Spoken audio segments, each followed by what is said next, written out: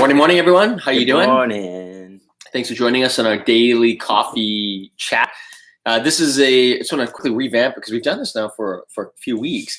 And so it's a place where we cover some specifically topics that are really going to help you in your business, specifically in real estate grow. I mean, this is going to apply to other businesses too. A lot of it's general topics, but it's really going to help you specifically if you're looking to grow your business, you're looking at lead generation. You ideally, as a real estate agent, you're looking to close more seller leads. This is the place for you. So if you like this content, subscribe on our YouTube channel, click over this video, or if you're on YouTube, click subscribe. We also have a course, a conversion course we put together that I really highly recommend you go through before you generate any or spend any money on leads. It's going to help you convert. Yeah. So click below in this video in the description, or if you click over to our YouTube channel in the description, you will see that free course we put together. And there's amazing content. Like we've literally researched like 9 so far about clients, and they're in there and some of their strategies. And so you don't want to miss that and get access to that. And it just keeps on getting better. Over time, you'll see a lot more content we're adding to that course. But right now, I mean, I would say it's probably one of the most favorite things I've ever done, because anybody who goes through this course, regardless of where they're at, whether they've done StreetText or they're just starting StreetText, I think they're going to come in being well prepared, equipped, psychologically speaking, but also understanding the process to become the best agent they possibly can. Totally. So let's dive right into it today. This is goals and goal setting. Now, this is could actually be a bit of a contentious issue for some people in the way you think about goals, but you might find it really enlightening. So when it comes to setting a goal, I'm sure everybody that's watching this has set some sort of goal in the future. It might have been a goal to lose weight. It might have been a goal to make more money. It might have been a goal to do a certain amount of transactions, whatever it may be, right? We've all set, I'm sure you've set, and if anything, you've set New Year's resolutions, which in a sense are goals. Yes. And if you've covered and you've watched some of our previous topics, you'll have seen and learned that an intention, which could be a goal, doesn't necessarily mean you're going to get there, because ultimately the actions that you take either are going to move you towards or away from your goal unintentionally. Like you can have a great intention of being a goal, but you may not get there. And I want to talk about today, I really want to dive into why that is and some of the hidden thinking around it. And then also some examples that we can personally come up with. And then hopefully you guys will be able to set better goals and really see them the whole way through. So here it is in a nutshell.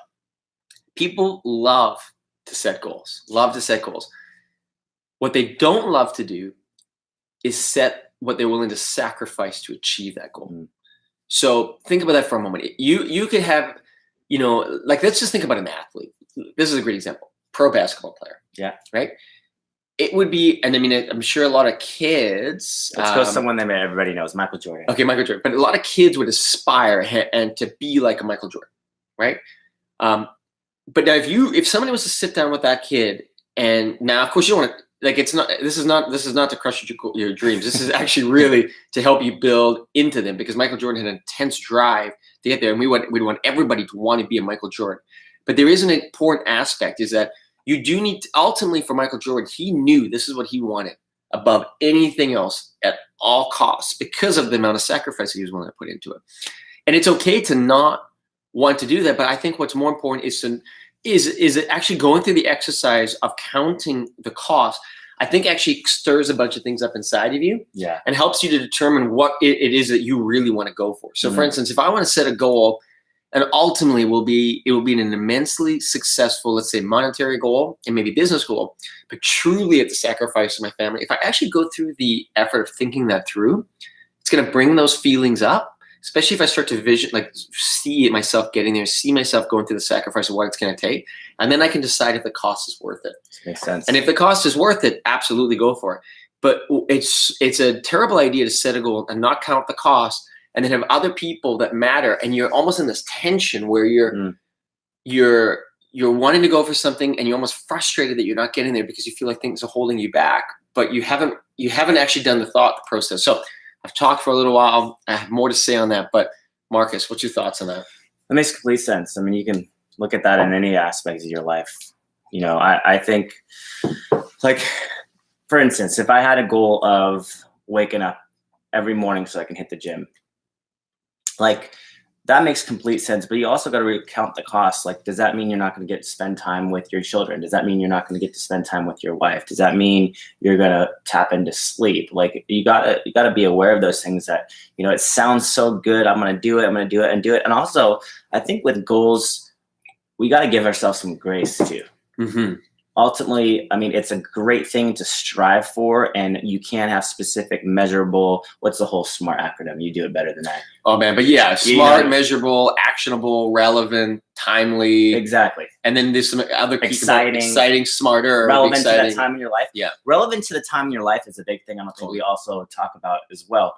But I think the key is you got to weigh out the sacrifice you're going to take as well, and ultimately be willing to readjust along the way. I think it's a great place. It's a great aim, and you can set yourself to that goal and absolutely attain that goal. But also realize that occasionally you're going to have to readjust, because you can't see some things coming in your life. It could be something happens to you in your health. Right? It could be something happens to the business that's unforeseen. So be willing to readjust along the way too. It's a great guiding compass, and absolutely 10x those results. But I think we need to just use it as a great place to start, and be willing to adjust along the way. Would you agree? Yeah, no, I would. So the way that, for me, what I've done is like I've read books like Grant Cardone's 10x your goals. And I actually love that concept because it's incredibly inspiring. If you've got a goal of, say, you want to do 10 transactions this year, make it 100. You want to do 100, do 1,000. Yeah. And the whole reason is exactly what it'll make of you. And also because if you fall short of that, you're most likely going to be well beyond your initial goal. Right? 100%. And what that begins to open up in your life is pretty exciting. So I'm all for that. And so the way that I'm almost dividing it up a little bit now is I've spent a fair amount of time, and maybe I think you do too, Marcus, really thinking about my a vision. Yeah. And the vision must be big. And the vision must have really no limitations on it, because it's true to who you are. It's actually not a sacrifice when it's your true vision, especially if you feel like it's inspired by in some way, because it's all of the potential that you can reach. And typically that should not come at the cost of other people. Specifically that in terms of how your vision is supposed to be, right? And so keep your vision big. Big. Now, it's not to say that there's not going to be incremental costs, and there's not going to be sometimes a process of counterbalancing. Like, to go after something, no matter what it is, there will always be a cost. But the cost shouldn't, like Gary Keller says this in a wonderful way. He says, when you have goals in your mind, it's like throwing up a whole bunch of balls. If you think of like the different areas of your life, like could be, it could be like a physical fitness component. It could be your business component. It could be your family component. Some balls, when you throw them up in the air, when they hit the ground, they bounce. Other balls, when they hit the ground, they can crack or break. So you just need to keep that in mind. And your vision ultimately should really pull in those, specifically the people or the certain areas of your life that shouldn't break. Like, and I think that all of our good visions, especially considering you added those people into your life, they're part of that vision moving forward. So have your vision big. And then when you set your goals towards the vision, it should be moving you towards where you ultimately want to go. Set a goal, and you can make it as big as you like, but count the cost and then dial the goal accordingly, because there's nothing like forward progress. When you actually feel that you're moving towards something, you're making measurable gains towards it. And I do think that it has to be a sacrifice. In fact, like in any goal now that I set going forward, I actually count the sacrifice. So for instance, there is a goal that I have at the end of November. And there are two things that I have to sacrifice to get to that particular goal. And the two things, the first one might sound a little bit silly, but it actually is going to be a thought process, and there will be a sacrifice specifically for me. The first one is I'm going to sacrifice all my excuses. And for me, it's easy. So basically what I'm saying is I'm going to be dedicated to the process.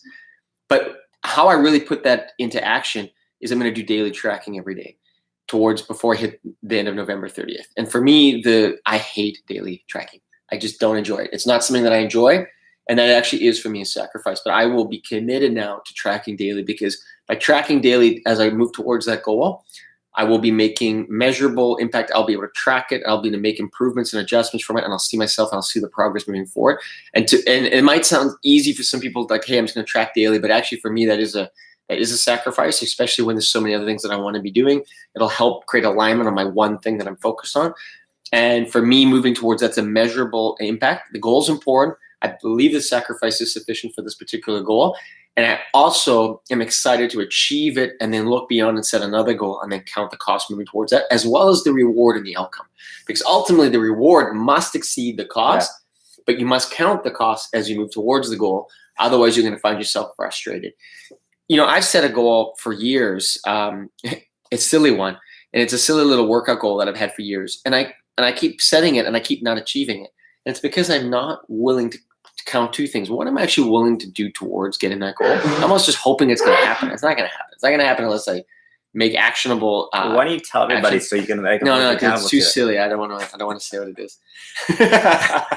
Isn't it a bench press? But it is silly, so please don't laugh at me. It's just, and you know what the worst part is? I've had this thing for years, and I used to have it a certain weight at 10 times. Now I've dropped it to 5 times, but it's like I just keep it there, and yet I don't get anywhere near it. And so it's almost like it's like a burden on me now. It's like this goal that I want to achieve, but I'm not counting the cost, which means that I actually have to I need to set aside at least 1 day a week towards moving towards this goal. Like otherwise, because I don't do anything that really does bench press, so I'm not going to hit the goal unless I do that. But there is an easy way around that, because you're not going to have a bench press and around you all the really time. Apologize. No, I mean this is so a good goal, because it's not. No, because there's going to be people that connect with this. Here's an easy thing to realize is that you may not have a bench press, but you definitely have your body. And if you start doing push-ups till they burn every day, I guarantee you when you hit that bench press that once a week. And there's sacrificing the excuses for sure, right? Like that is a complete. We just broke that excuse. Yeah. So I need to push-ups every day. So what I need to decide maybe is I need to decide if that goal is actually important. And if it is, I can't have any excuses. I absolutely could do push-ups every day towards that goal and then achieve and hit it. So I need to decide if it's important, because I think it's so easy to write a goal, not actually decide if it's 1 minute of pain. Is it really a sacrifice? So I don't have any more thoughts on that, Marcus, but that's in a nutshell. That's the formula.